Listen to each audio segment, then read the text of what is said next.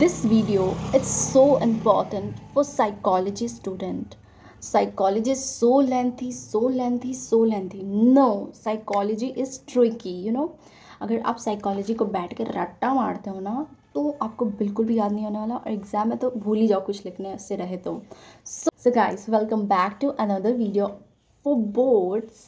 So guys, इस video में मैं साइकोलॉजी के बारे में बताने वाली. जैसा कि आपने देख ही लिया कि मैंने बताया कि येस साइकोलॉजी इज ट्रिकी, ना कि वो आप लेंथी पे डिपेंड करोगे कि मुझे याद करना पड़ेगा, नोट्स बनाना पड़ेगा बहुत सारा. तो नो, आपको नोट्स तो बिल्कुल भी नहीं बनाने हैं. आपको बस माइंड मैप, फ्लो चार्ट्स के थ्रू ही सब कुछ याद करना है.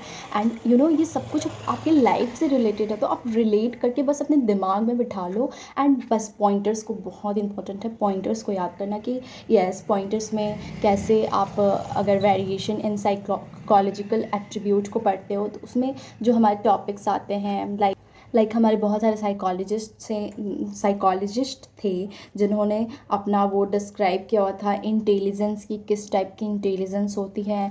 तो इसमें 5 या 6 साइकोलॉजिस्ट के नाम दिए गए हुए हैं जो कि काफ़ी इंपॉर्टेंट है, रिपीटेडली पूछा गया. एंड ना कि 13 मार्क्स के वेरिएशन इन साइकोलॉजिकल एट्रीब्यूट्स आते हैं, तो इस पर आपको बहुत ही ज़्यादा फोकस करना होगा.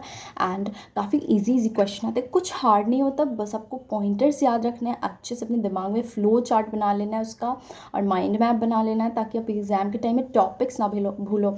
और थोड़ा सा ना वहाँ पर एक्चुअली कन्फ्यूज़न हो जाता है कि ये वाले साइकोलॉजिस्ट ने कौन सी इंटेलिजेंस बताई थी. तो उसके लिए भी मतलब आपको अच्छे से थोड़ा सा ध्यान लगा के याद करना होगा. देन वो आपको बहुत ही अच्छे से आपके दिमाग में बैठ जाएगा और आप अच्छे से लिख पाओगे एग्जाम. हम बात कर लेते हैं दूसरे चैप्टर के बारे में जो कि सेल्फ एंड पर्सनालिटी.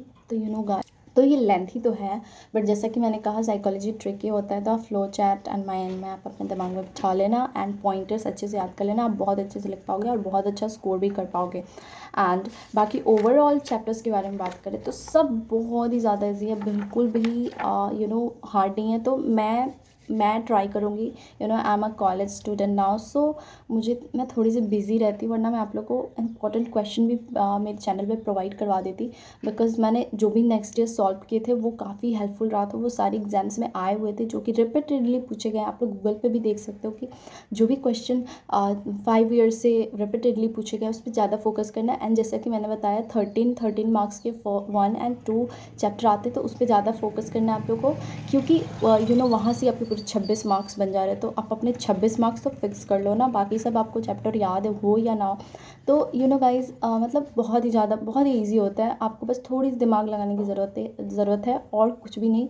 रट्टा मार करने की बिल्कुल भी ज़रूरत नहीं है, क्योंकि इतने सारे तो बिल्कुल भी याद नहीं होने वाला. ना जैसे कि 15 से 20 पेजेस में ही एक चैप्टर है, वो भी इतने छोटे छोटे लाइन्स में लिखे हुए, तो ऑफकोर्स या तो याद हो ही नहीं पाएगी. Don't get confuse guys, because लगेगा कि यस ये तो सेम है, बट ऐसा कुछ भी नहीं है. तो बिल्कुल भी कंफ्यूज नहीं होना है. मैंने बहुत ही सारे अपने वीडियोस में ये भी बोला है, सारे बुक्स जो भी हैं हमारे सब्जेक्ट्स उसको लेकर के, कि आपको क्वेश्चन एक भी नहीं छोड़ना है, क्योंकि एग्जामिनर के मूड पे डिपेंड करता है कि आपका भरा हुआ कॉपी देख के अगर वो चेक भी ना करे तो आपको मार्क्स दे सकता है. पर अगर आप कुछ लिखोगे नहीं तो आपकी तो पूरी मार्क्स ही चली जाएगी. सो बी केयरफुल अबाउट इट.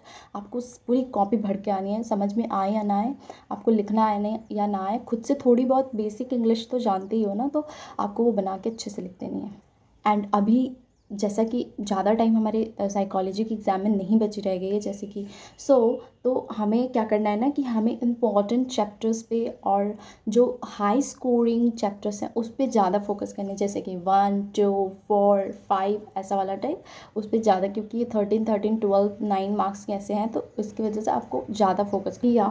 जो लोग फ्लो चैट्स या फिर माइंड मैप अच्छे से याद कर चुके हैं और फ्लो चैट स्ट्रोक कर सकते हैं एग्ज़ाम में पॉइंटर्स को पहले दिखाने को, और अगर जो पॉइंटर्स में लिखने जिनको भी आता है, तो भाई तुम लोग के मार्क्स तो पक्के हैं भाई. बस तुम लोग लिख के आना, तुम देखना कैसे तुम्हारे फुल में मार्क्स 70 आउट ऑफ 70 कैसे नहीं आते तुम्हारे. तो ये जो होता है ना, ये काफ़ी अच्छी ट्रिक्स होती है कि तुम फ्लो चार्ट बनाओ या फिर पॉइंटर्स में लिखो, तो इससे एग्जामिनर तुम्हारी कॉपी को देखने में आसानी रहती है और अच्छा भी दिखता है. So guys, that is it for today. So hope कि सारे क्वेरीज डन हो गए होंगे, और अगर कोई भी क्वेरी बची हुई रहे लोग कमेंट सेक्शन में बता देना, मैं उसकी रिप्लाई कर दूँगी या फिर न्यू वीडियो लेके आऊँगी. Okay, bye bye.